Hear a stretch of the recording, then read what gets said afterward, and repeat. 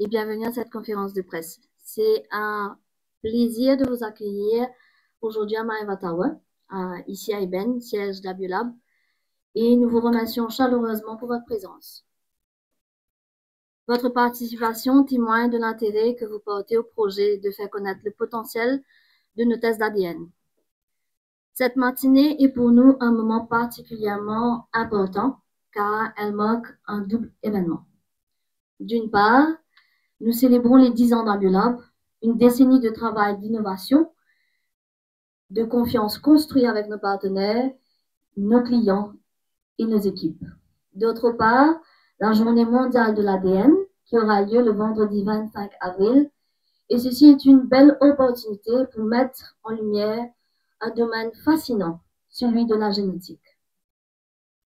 Nous sommes donc heureux de partager avec vous non seulement notre histoire, mais aussi une avancée majeure pour le pays. L'accès local, ici à Maurice, à des tests d'ADN de pointe, accessibles, fiables et interprétés par notre expert Martine Beaufils. Vous l'avez d'ailleurs expérimenté et ce que l'ADN peut révéler est vraiment immense et exceptionnel. Selon vos résultats, on a parlé de votre héritage, mais aussi vous pouvez avoir vos prédispositions et parfois même des réponses longuement attendues. En 10 ans, Abiolab a su se forger une place de choix dans l'innovation et la recherche scientifique. On a apporté des solutions de pointe à des enjeux majeurs dans le domaine de la biotechnologie.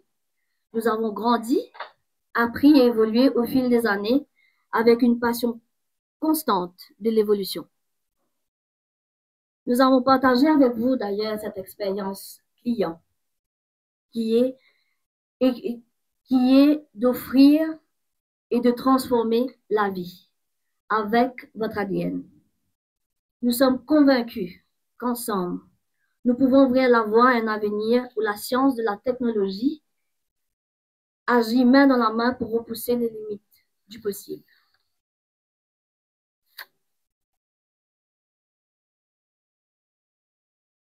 Comme vous le savez, Abiolab est fier de faire partie du groupe AVA, une entreprise mauricienne multidisciplinaire dédiée à l'innovation dans le domaine de la santé, des dispositifs médicaux, du développement durable. Nous touchons aussi au niveau de l'hospitalité, le côté touristique à Madagascar. Et pour finir, AVA et Abiolab encouragent continuellement le développement de ses employés. Aujourd'hui, AVA emploie plus de 600 employés et gère près d'1 milliard d'euros d'actifs avec un chiffre d'affaires équivalent. Bien sûr, Abiolab s'inscrit dans cet écosystème en étant un laboratoire spécialisé en analyse de laboratoire, offrant des services de pointe en microbiologie, génétique et tests spécialisés.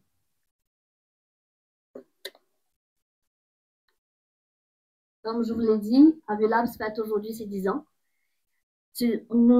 On a été fondé en 2015 à Maurice. Abiolab, c'est un spin-off de Natech Médical et s'est imposé comme un acteur majeur dans le domaine des analyses laboratoires. Concrètement, notre activité repose sur une gamme complète de tests laboratoires, microbiologie, la stérilisation, tests d'eau, vétérinaire, métrologie et ADN. Et tout ceci, c'est pour répondre au secteur de la santé, des dispositifs médicaux, pharmaceutiques et cosmétiques.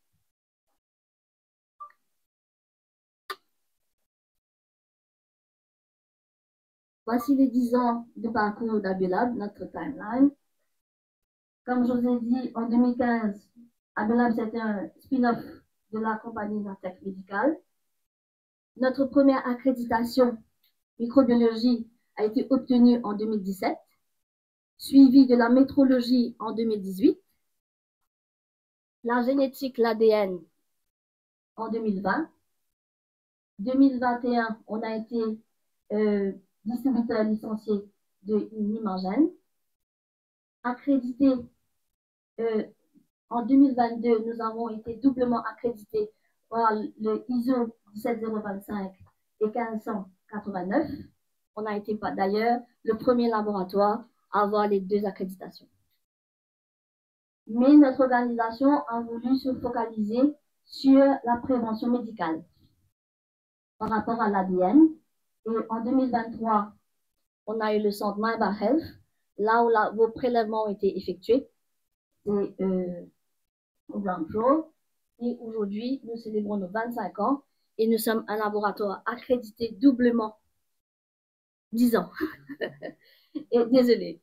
Et, exactement. Et nous sommes aussi un laboratoire accrédité 17025 en testing et calibration.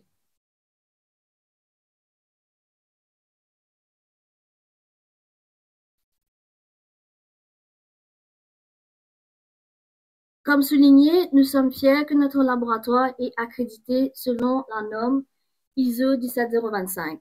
C'est une reconnaissance internationale qui atteste de notre compétence technique et de la fiabilité de nos résultats.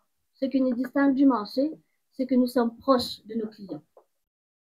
Vous avez un service personnalisé parce que après vos résultats, vous pouvez aussi avoir le rendez-vous avec Martine Beaufils, notre expert génétique, pour comprendre et poser vos questions en ce qui concerne les résultats obtenus.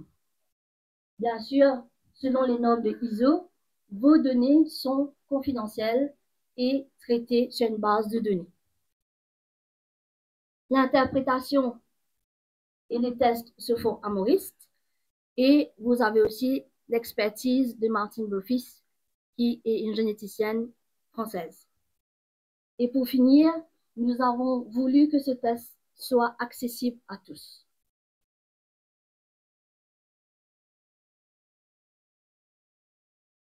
Et aujourd'hui, le sujet qui nous a tous réunis pour la journée mondiale de l'ADN, l'ADN. Qu'est-ce que c'est l'ADN? L'ADN est une molécule présente dans toutes les cellules du corps humain. Et elle contient l'ensemble des informations génétiques nécessaires à construire au fonctionnement et au développement d'un être vivant. On va dire que c'est un mode d'emploi biologique. Il détermine notre caractéristique physique, nos prédispositions à certaines maladies et porte également des traces de notre origine et de notre histoire familiale. Comme vous le savez, chaque individu possède un ADN unique, héritier à moitié de sa mère et à moitié de son père, ce qui fait un véritable lien entre générations. Nous savons tous que l'ADN est la clé de la vie, le mode qui façonne nos êtres et nos fonctionnements. Bien sûr, à Biolabs, nous avons développé une technologie de pointe permettant de décoder cet ADN et ainsi de comprendre ce qui peut nous apprendre sur la santé, l'histoire et prédispositions. Ce service représente un véritable bond dans la manière de comprendre et d'utiliser les informations génétiques. Nous ouvrons des nouvelles perspectives ici à Maurice pour les chercheurs, les professionnels de santé et bien entendu pour vous, le public. L'ADN n'est plus seulement une donnée biologique, elle devient une source précise, un guide pour le présent et l'avenir.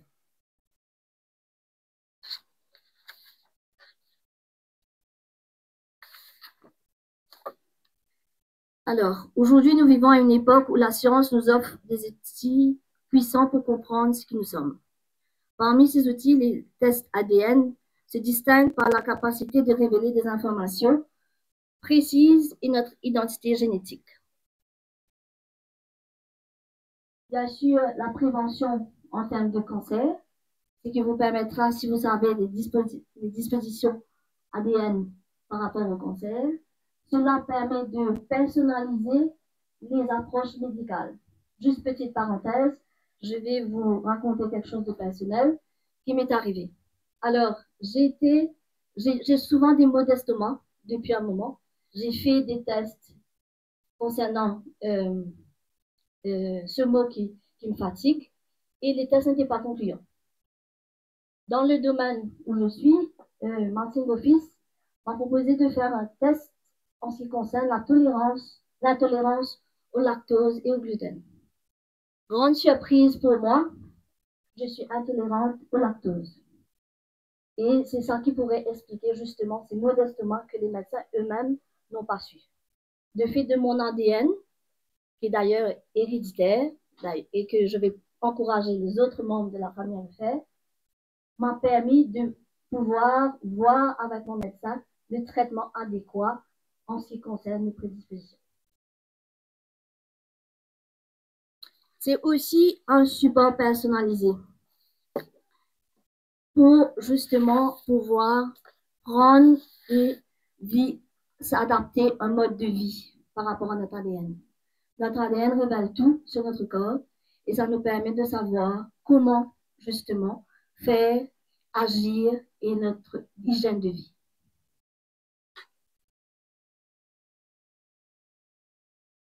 Nous sommes fiers d'être les premiers à proposer des tests d'ADN entièrement réalisés à Maurice. Grâce à ce service, Maurice rentre dans une nouvelle ère scientifique où la génétique devient un outil accessible. Les tests que nous offrons à Maurice et bientôt dans les régions ici à l'océan Indien sont le dépistage des maladies génétiques rares, telles que le syndrome Klinefelter, le Turner et le Triple X. Comme mentionné aussi, nous faisons des tests génétiques relationnels.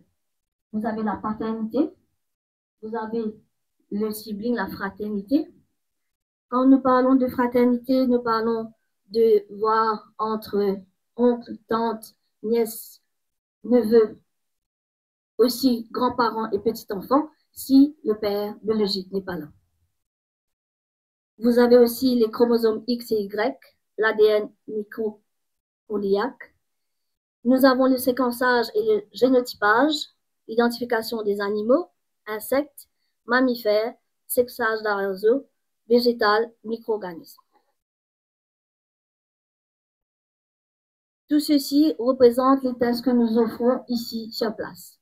Vous avez aussi le dépistage en ce qui concerne les cancers.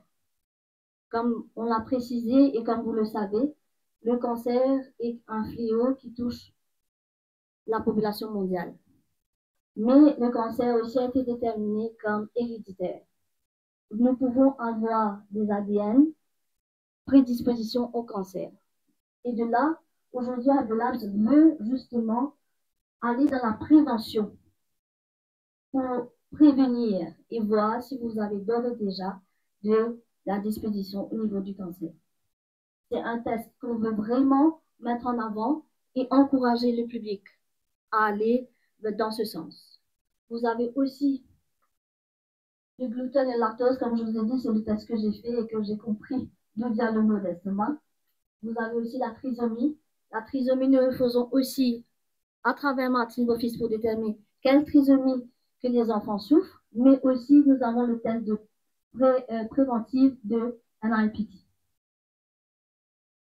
Et pour finir, vous avez la généalogie où vous avez le test d'ethnicité.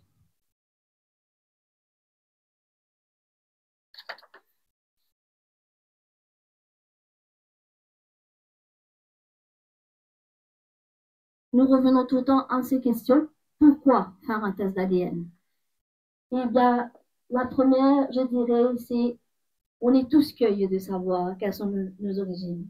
On a besoin de savoir de nos jours d'où nous venons et qui nous sommes. Aussi, l'ADN, comme je vous ai dit, et encore je témoigne personnellement, ça nous permet de savoir en ce qui concerne notre santé. Quelles sont les préventions, mais aussi les, je vais dire, les traitements adéquats.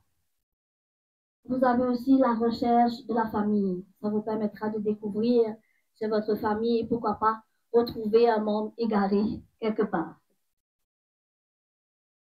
Nous faisons Avec les docteurs et les nutritionnistes, comme je dis, nous faisons les tests de gluten et lactose, mais aussi de NIPT, ce qui permet justement de voir si l'enfant souffre de trisomie avant même la naissance.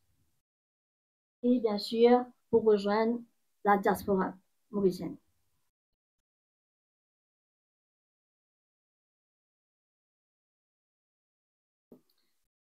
Parmi les avancées majeures rendues possibles par l'ADN, le test d'ethnicité occupe une place unique.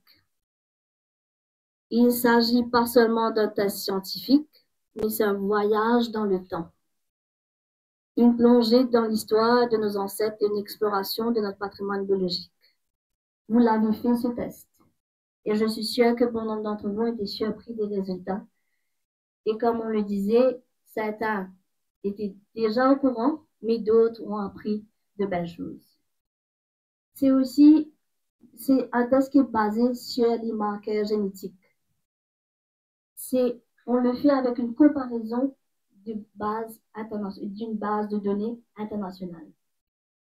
C'est interprété par Martine Boffis, notre généticienne spécialisée, mais aussi c'est de la confidentialité et de la transparence. Et grâce à l'analyse de l'ADN, nous sommes capables aujourd'hui de tracer les origines géographiques et génétiques, en identifiant les proportions ethniques héritées de différentes régions. Ces tests permettent le séquençage d'individus à base de données et de références, et notre référence issue de populations globales. Vraiment, nous avons voulu mettre l'emphase sur ce test d'ethnicité pour permettre justement aux Mauriciens de comprendre et de savoir d'où nous venons. Bien sûr, comme on en parlait tout à l'heure, on n'a pas vraiment de données pour dire qui est un Mauricien, mais cela nous permet de comprendre de nous comprendre chacun d'entre nous.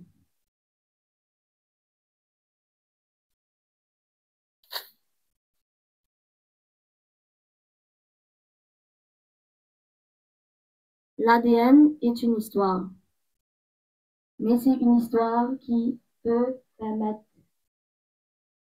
de se protéger et d'aller dans la prévention. C'est quelque chose qui manque énormément sur notre île actuellement. Les gens c'est uniquement quand ils sont malades ou quand ils souffrent de quelque chose qu'ils vont consulter. Mais nous venons aujourd'hui dire que c'est possible d'aller dans la prévention. Comme le dicton anglais dit, precaution is better than cure. Et de là, c'est avec notre ADN que nous allons pouvoir justement révolutionner et permettre d'aller dans un sens de la prévention et de la protection en elle-même. Ça permet aussi d'identifier des risques, des prédispositions génétiques à des maladies, comprendre son profil et changer son mode de vie, son activité physique. Nous avons aussi des tests qui vous permettent de savoir si vous êtes dans l'endurance ou vous êtes plus speed. Mais je suis sûre que vous, les journalistes, c'est toujours dans le speed. Et aussi, c'est par simple curiosité personnelle de faire les tests d'ADN. Nombreux choisissent de faire ces tests par simple désir d'apprendre davantage sur eux-mêmes.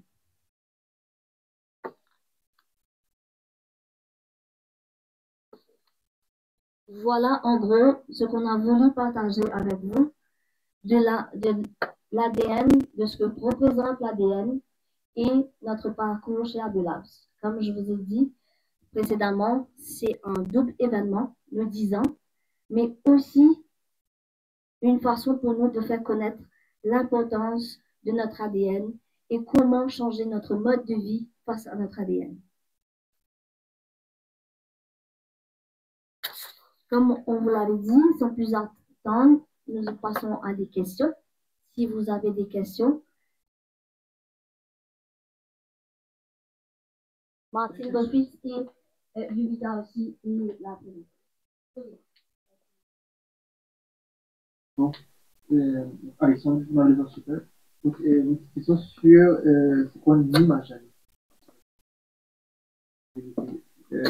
L'imagène et pour être sûr d'avoir bien compris la méthodologie. Oui. Bon, Martine, d'office. Donc, l'imagène et la métrologie, ça ne vient pas s'intégrer dans la partie DNA. C'est sur la présentation en fait de l'évolution de Abiolab. Donc la métrologie, c'est un moyen de contrôle du matériel que l'on utilise pour s'assurer justement qu'il répond aux critères qualité qu'on va lui demander. Donc ça va être une vérification de la volumétrie, de la température, toutes les grandeurs physiques en fait, que l'on va maîtriser, contrôler pour être sûr que l'appareil que l'on va solliciter va bien nous rendre les résultats que l'on attend. Concernant l'imagène, en fait, c'est une partie distribution d'un matériel génétique que l'on va être utilisé, donc du consommable, qui est utilisé pour faire soit du séquençage ADN, en l'occurrence, du séquençage ADN, dans notre domaine, et que l'on peut proposer donc à d'autres laboratoires qui souhaiteraient mettre en place des séquences également au travers de ce consommable. Voilà. Donc ça n'a rien à voir avec les tests génétiques vraiment en soi. Simplement, c'est du consommable que l'on utilise. Alors pourquoi? Bien parce que, là je vais étendre un petit peu, en fait, Maurice est unique. Et donc, Maurice ne produit pas vraiment, mais utilise des choses qui sont importées.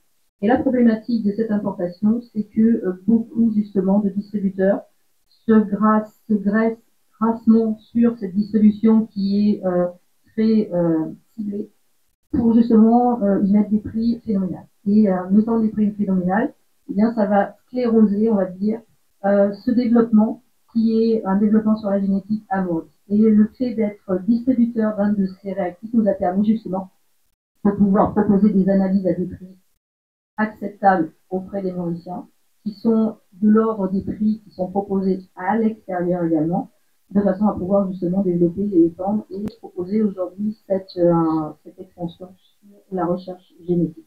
Voilà.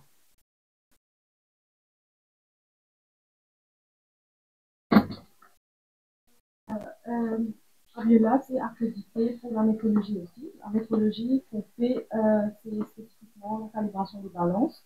Donc, on a été accrédité en 2018 par ISO 17017.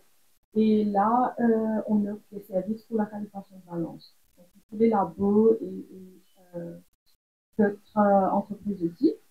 Et aussi, la calibration de balance, c'est des balances analytiques. Ce n'est pas des balances comme le Legal Methodology Division fait, les grosses balances. Ce sont des balances vraiment précises et sont des méthodes validées par des personnes compétentes, etc. Donc, c'est une des services du Abiolab. Donc, ce qui nous fait unique aussi, on fait du testing, on fait aussi de la métrologie, et là, on fait aussi de la prévention médicale, cancer, etc.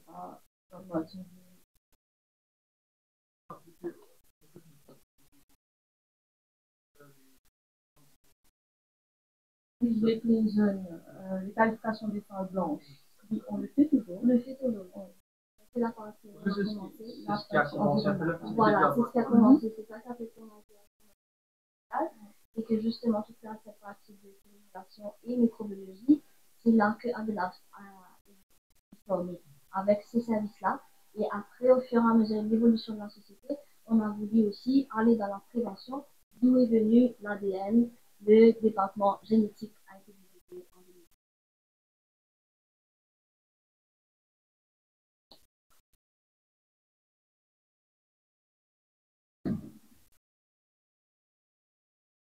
2000. Jean-Claude Devoisier, Maurice Info. À quel âge on doit prendre les tests pour les cancers, les prédispositions? Et deuxième, vous faites des tests en trisomie. Est-ce que ça se fait pendant la période de grossesse? Parce que c'est normal, je vois. Dès que l'enfant naît, si vous faites ça avant, avec le concours d'un gynécologue, où la personne vient qui pas être trisomique parce qu'il y a de grand-mère ou quelque chose comme ça. C'est dans la famille.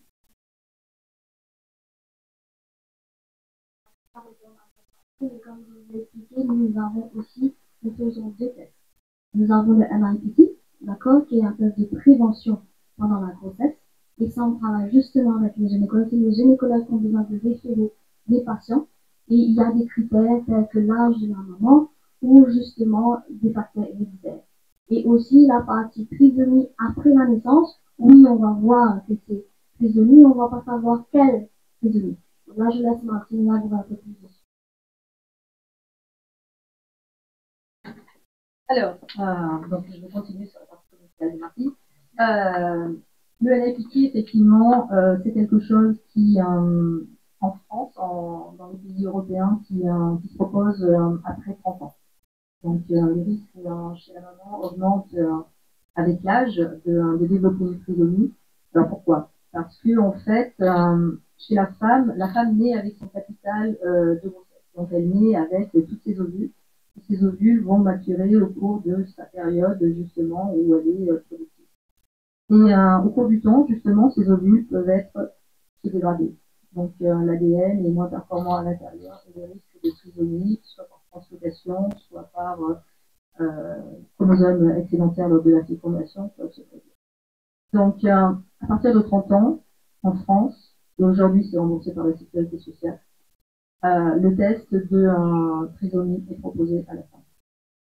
À Maurice, c'est pas systématique, ce n'est pas remboursé, ça a un coût, mais c'est peanut, je dirais, par rapport au coût que ça va provoquer dans le couple, chez le couple, lorsque un enfant naît avec une pathologie comme une trisomie.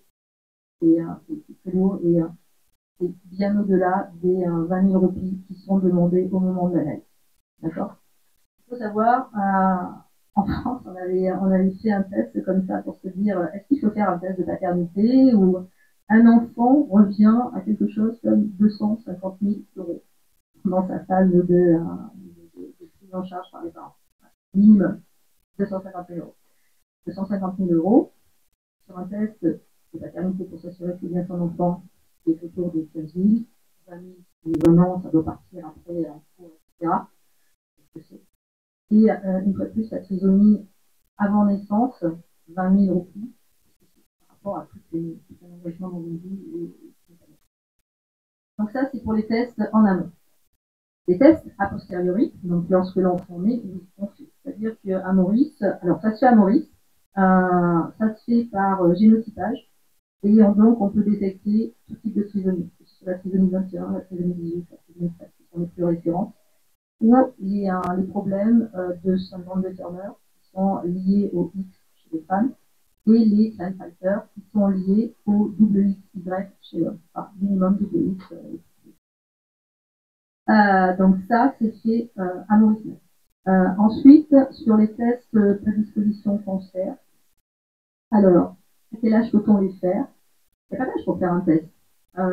Simplement, il faut se dire qu'est-ce que sera psychologiquement sa vie après. Parce que il faut savoir quand même que lorsque on annonce quelque chose, comment la personne réagit. Et d'où l'importance justement du conseil génétique, de l'assistance du généticien, pour bien comprendre qu'est-ce que ces analyses révèlent, et comment les prendre. D'accord? Un test génétique, alors, des tests génétiques, on en a eu plein, on a eu effectivement de la prédisposition et on a eu des mises en évidence de la mutation qui entraînait la pathologie, donc le symptôme, c'est quelque chose qui est déclaré. Lorsqu'on a un symptôme, c'est là. Et, on est dans le vif du sujet. Donc, le fait de faire un test génétique, ça permet de comprendre qu'est-ce qui est la cause justement de ce symptôme et potentiellement de trouver le moyen de réagir ou pas, dépendant de si la maladie se traite ou se traite pas.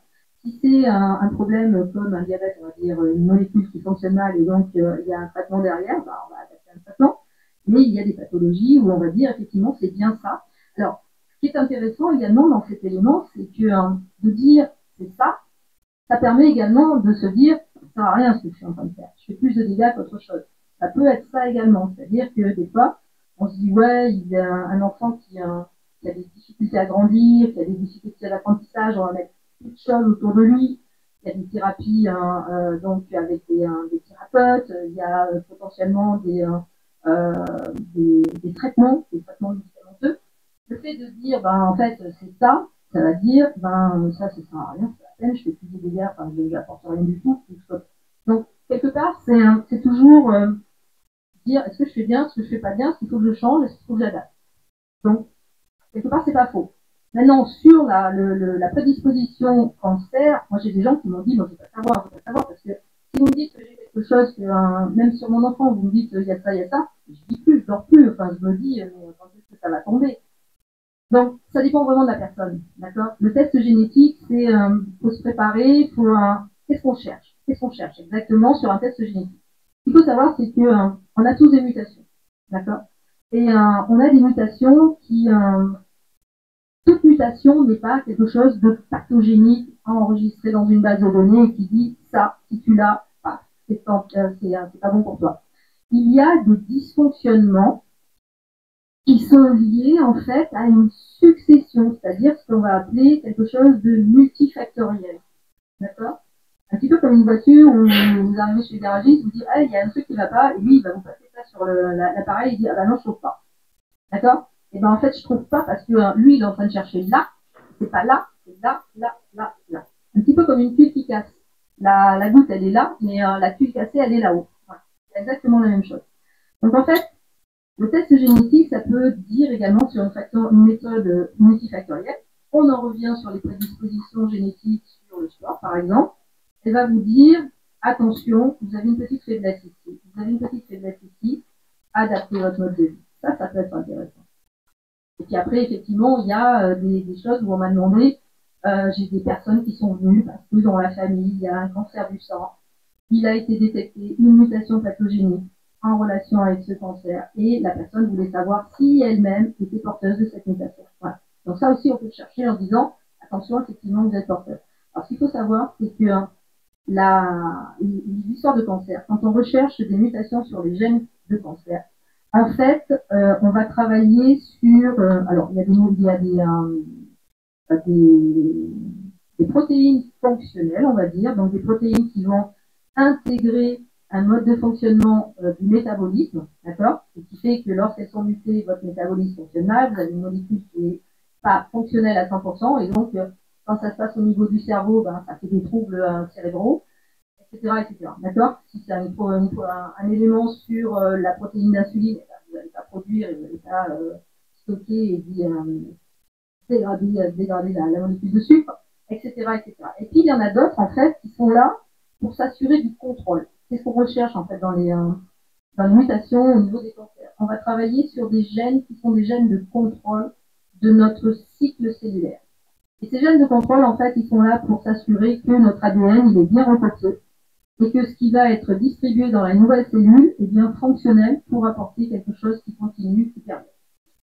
Donc, lorsque ces gènes de contrôle, justement, sont mutés, c'est là où vous avez un risque. C'est-à-dire que c'est pas parce qu'ils sont mutés que vous allez faire un cancer, attention.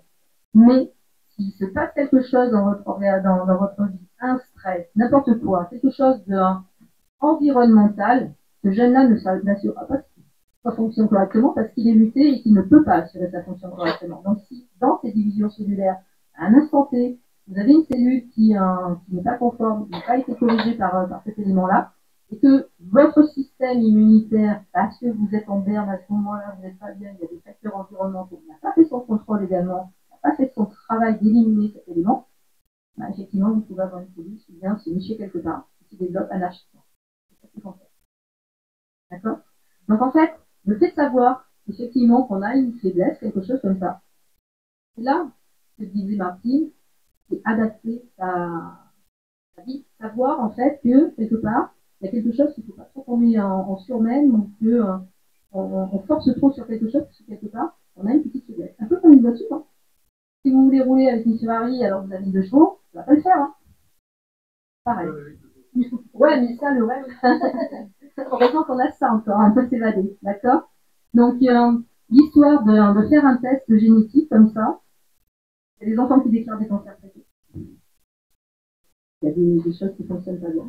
mais dans des cadres normaux, le test génétique, il faut que ce soit quelque chose d'éclairé. On ne fera jamais un test génétique sans l'accord des parents sur un mineur. Il faut vraiment que ça passe par un conseil génétique d'abord, avant de faire un test génétique. Et de vous expliquer ce que je suis en train de dire. Voilà.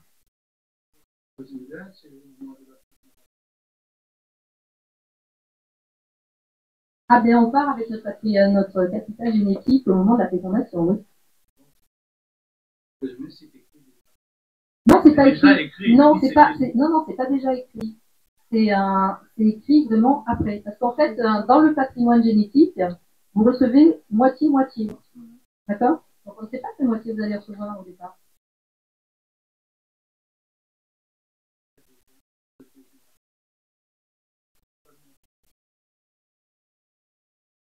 Alors, ce genre de pathologie.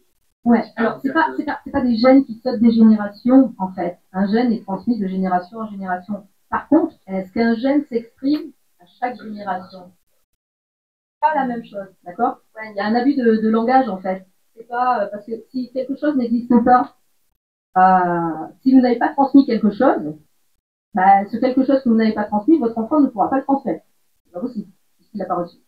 D'accord? Par contre, vous avez peut-être transmis quelque chose qui ne s'exprime pas sur lui, mais qui peut transmettre et qui s'exprimera sur son enfant. Ce n'est pas pareil.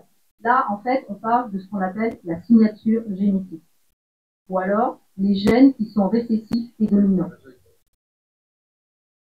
Exactement. C'est-à-dire que vous pouvez transmettre un gène récessif. Vous en avez deux, vous en avez transmis un, il ne s'exprime pas sur votre enfant. Il le transmet, l'autre personne transmet également le gène récessif, et là, ça s'exprime.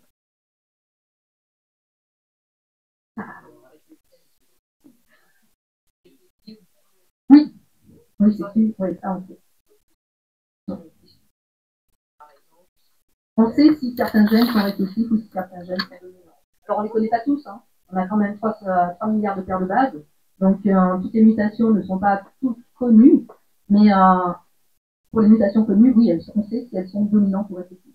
C'est-à-dire qu'on sait si telle pathologie est transmise par, si j'ai telle mutation, je sais qu'il m'en faut 2, par exemple, pour que ça s'exprime.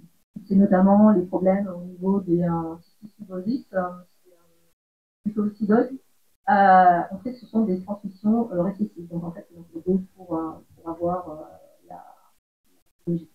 Mais on sait également au jour d'aujourd'hui que les mutations récessives, c'est pour ça quand je rends des rapports comme ça, lorsqu'il y a une mutation pathogénique, même récessive, je transmets quand même l'information, parce qu'un carrière peut, à un instant donné, déclarer des symptômes même plus faibles. C'est-à-dire que c'est notre mode de vie qui va justement entraîner que potentiellement un gène récessif s'exprime ou pas. Et notamment par rapport à des signatures génétiques. En fait, les signatures génétiques, c'est l'empreinte environnementale sur notre ADN. Ça va?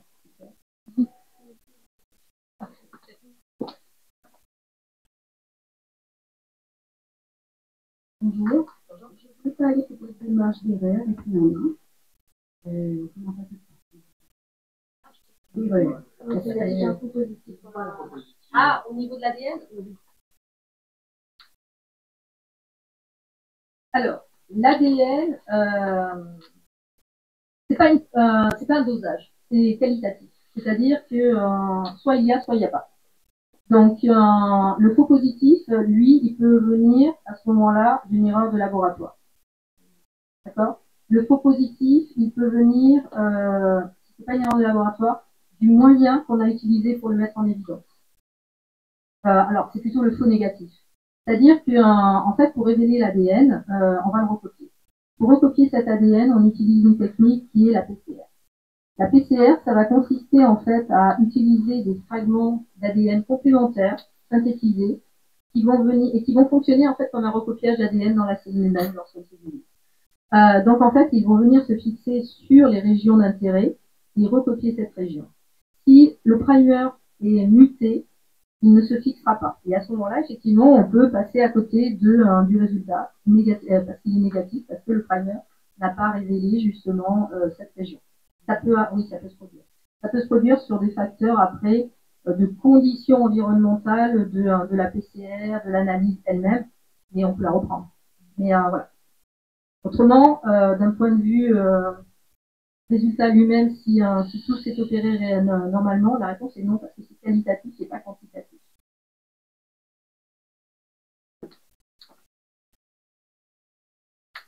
Donc, je pourrais poser plus tard l'avis de la présentation.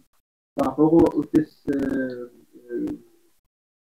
de technicité, non,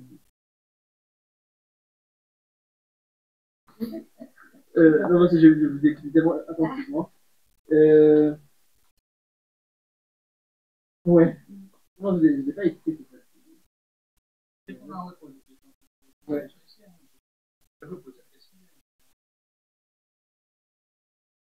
Un exemple de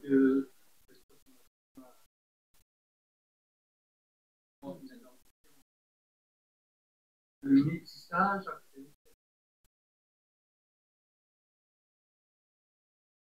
Alors, la réponse est non, parce qu'il y a trop de métissage, justement, et je n'ai pas vraiment un Mauricien similaire à un autre. Et des fois, on se dit, waouh, il y a un tel brassage par moment que c'est des morceaux d'un peu de tout. Ouais, c'est vraiment très diversifié. Sauf vraiment les populations qui sont restées claires, et ça arrive, ça m'est déjà arrivé, mais c'est pas la majorité. Alors, l'ADN nucléaire, donc l'ADN que l'on reçoit moitié papa, moitié maman, c'est un ADN qui se recombine. C'est pas quelque chose qui suit des générations. Et en fait, j'ai pour un test d'ethnicité, il y a justement cette partie qui vient de nos origines maternelles, paternelles, qui ont même reçu de leurs grands-parents, qui ont reçu de leurs grands-parents. Donc ce qu'il faut savoir, c'est à chaque fois, c'est moitié-moitié. Donc après, c'est de cette moitié-moitié, on se rend plus d'un côté, plus de l'autre, etc., etc. Donc il y a un brassage assez phénoménal. Il y a deux ADN, par contre, qui sont assez qui sont conservateurs, qui sont l'ADN mitochondrial, qui permet d'établir ce que l'on appelle les lignes maternelles, qui est transmis par exclusivement la mère, par l'ADN mitochondrial, et le chromosome Y, qui est transmis intégralement de génération masculine en génération masculine. Ces ADN-là permettent vraiment de faire des suivis de population dans leur déplacement, au travers de ces mutations constatées, mais qui partent vraiment d'un noyau, etc. Même à ce niveau-là, c'est Mauricien. Je me suis dit, avec le nombre que j'ai fait, à un moment donné, je vais retomber sur un rapport similaire. Ben non, c'est hallucinant, c'est impressionnant le nombre de diversité ADN mitochondriale que je peux avoir. L'origine est je dirais, linéaire, mais la diversité par la suite que j'ai, c'est assez impressionnant. J'ai pas vraiment des familles où je peux dire, bah, tiens, eux, ils ont l'ADN mitochondrial. Non, pas du tout. Pareil pour le chromosome Y. C'est assez diversifié, et voilà. Donc à chaque fois, on nécessite de faire une recherche vidéo, etc. pour remonter et constituer le rapport. Donc le gène mauricien, ça ne veut rien dire. Pas plus que le gène français, que le gène allemand, etc. Ça ne veut absolument rien dire. En fait, l'ADN, enfin, ce test est basé sur des variations génétiques. Des variations génétiques qui sont répertoriées scientifiquement et dans des bases de données de population, pas internationales, mais vraiment de population. C'est-à-dire qu'on a fait pour les marqueurs donnés les fréquences alléliques dans la population donc Inde, différentes régions de l'Inde également, chinoise pareil, ça a été établi par rapport à des populations, parce que la Chine c'est vraiment, c'est établi par rapport à des populations, donc les pins, les taures, etc. Et donc à la suite de ça, ça a permis de constituer en fait la base sur laquelle on va prendre notre ADN et dire, dis-moi ce que tu vois par rapport à ça. Donc ce sont des statistiques qui vont dire, par rapport à ton profil ADN, moi je te vois plus là que là, que là, que là. En fait, ça s'établit comme ça. Et, donc, on part également sur des régions, enfin pas des régions, des des continents. Merci. Donc on part sur des continents, mais même dans un continent, la diversité est assez impressionnante. Donc il n'y a pas de gène mauricien. Mais par contre, je peux vous dire qu'il y a très davantage.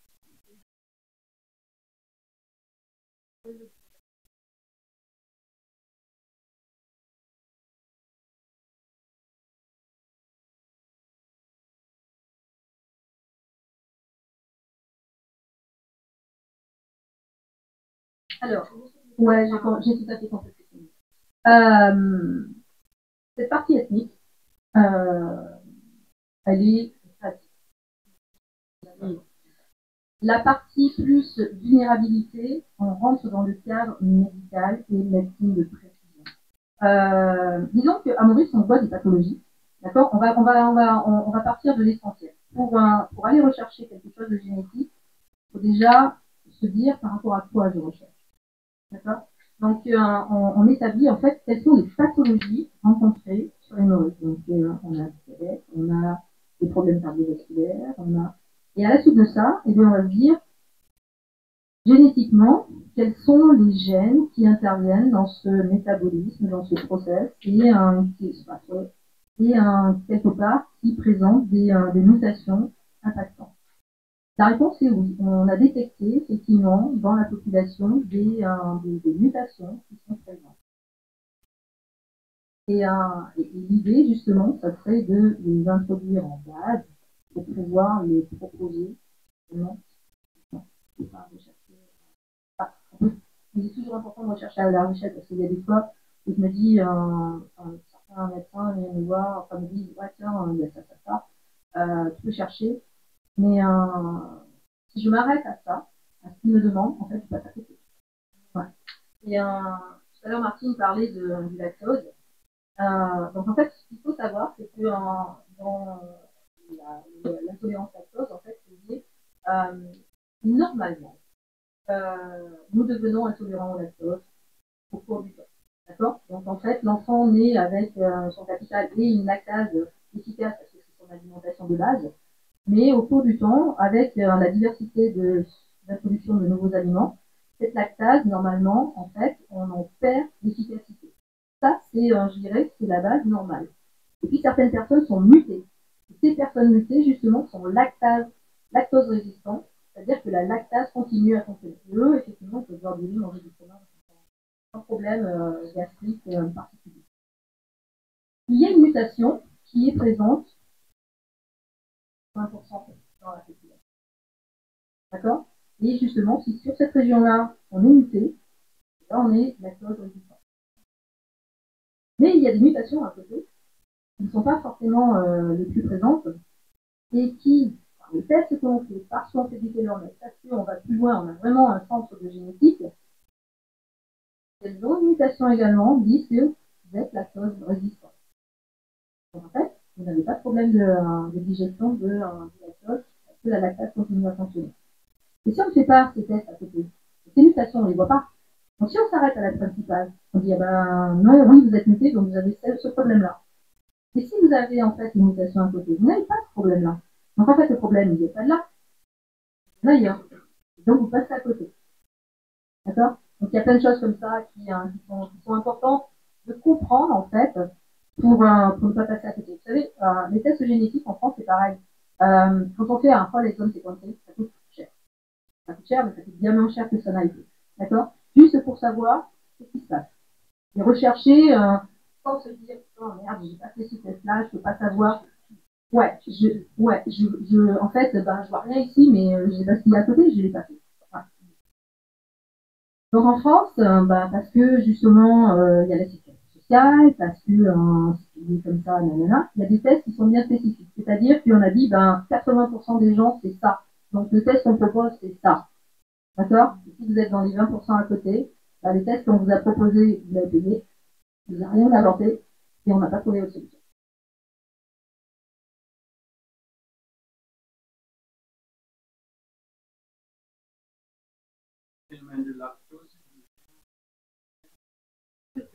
Ouais. Non. Non, mais les années 60, ADN n'existait pas. L'ADN, c'est un 2000.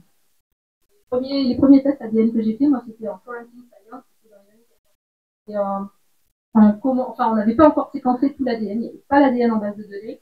Donc en fait, toutes ces propositions tests génétiques, ça n'existait même pas. La partie médico-légale, quelque part, a été les premiers vraiment à utiliser l'empreinte génétique pour en faire quelque chose. La médecine est arrivée progressivement. Oui, c'est intéressant également d'avoir son ADN comme ça, parce que tout n'est pas forcément bien identifié. Et les publications, elles arrivent au fur et à mesure. Et il y a des pathologies où on dit il y a ça, on ne sait pas encore d'où ça vient exactement. Donc en fait, qu'est-ce qui fait avancer les choses? C'est la cytogénétique et la génétique.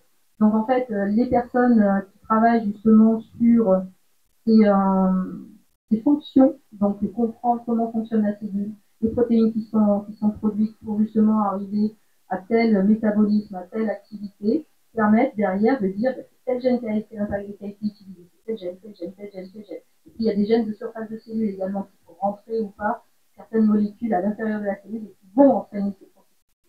Donc en fait, c'est pas simplement se dire bah, tiens c'est muté. Non, ça peut être muté à plusieurs endroits différents, plusieurs gènes qui rentrent en ligne de compte justement dans un métabolisme cellulaire, que ce soit un métabolisme très physique ou vraiment de fonction.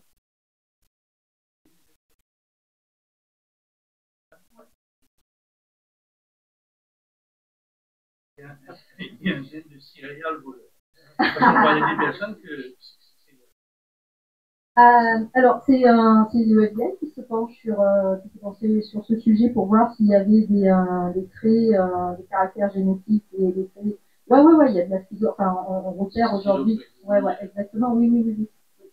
Oui, il y a des marqueurs. On identifie des marqueurs aujourd'hui. Ça reste quand même encore à l'état mis en place. Ça n'explique pas tout, mais effectivement, il y a des gènes. S'ils découvrent telle mutation génétique, ils vont faire en présence de schizophrène. Il y a du travail autour de ça. C'est une question avec votre AID.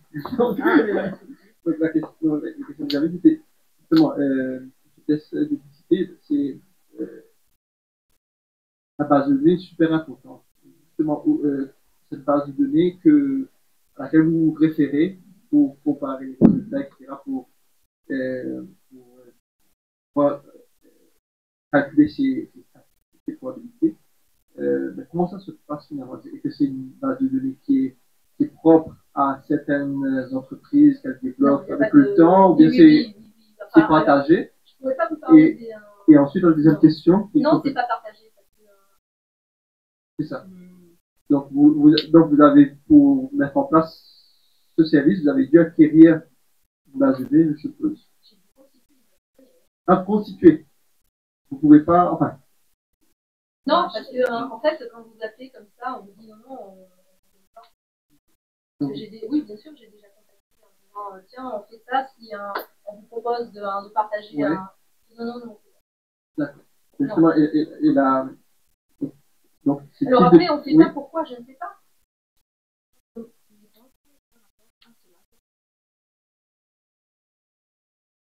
Les données sont confidentielles. Maintenant, je peux prendre ces données pour faire une base et de partager avec d'autres laboratoires. Alors, typiquement, je te coupe par rapport à ça. Je ne peux pas prendre.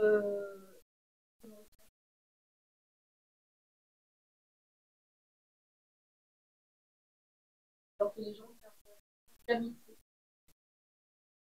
Je me suis dit, un jour, on faisait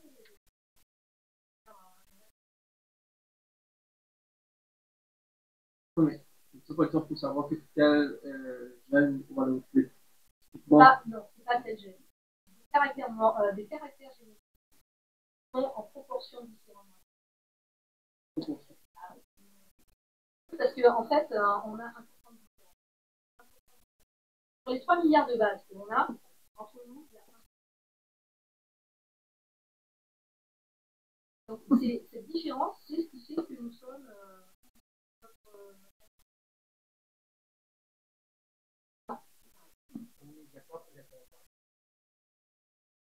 il y a 1%.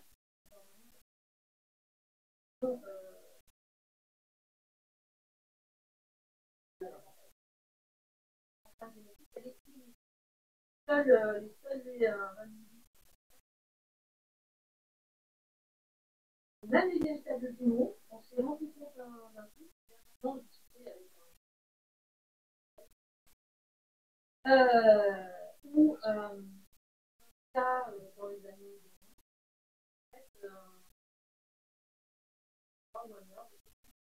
il y a un pouvoir différencier l'un de l'autre, en fait. En fait, quand on fait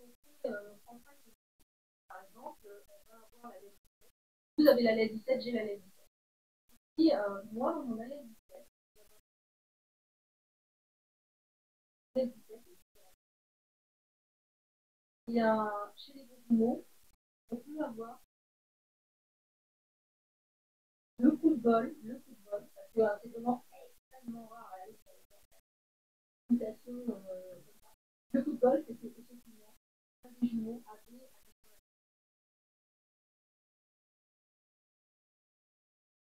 C'était la question. Les bases de données étant différentes, les tests techniques peuvent être différents. Et donc, une question que j'avais, moi, le test technique que je connais depuis un moment, c'est celui qui est le plus connu, c'est celui de NatGeo.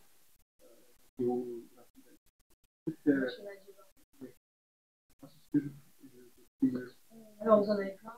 Donc, oui, c'est ça, mais je crois que c'est une filiale de NatGeo. Est-ce qu'il y a une différence entre ce que vous avez mis en place et ça typiquement? Une différence sur les marqueurs que l'on travaille. Eux travaillent exclusivement sur ce qu'on appelle les SNP, et moi je travaille sur les marqueurs. Ouais, je vous explique la différence après. Donc en fait, ce sont des variations aussi, mais ce ne sont pas les variations que l'on.